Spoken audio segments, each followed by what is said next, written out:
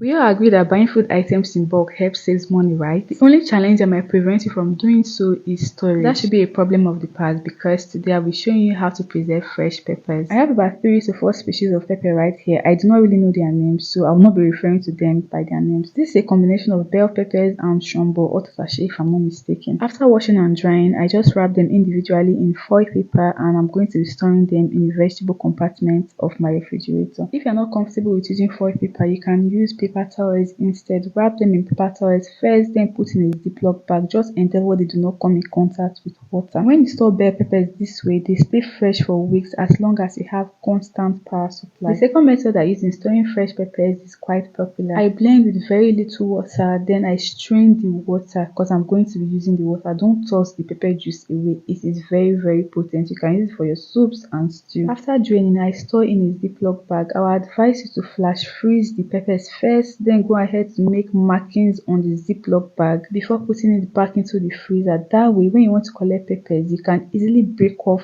the parts you want to use. The third storage method is quite similar to the second method. The only difference is I roast the peppers. Go ahead and deseed the pepper. It all depends on the type of pepper you are using. I used a combination of different peppers, so I deseeded some while I did not remove the seed from the others.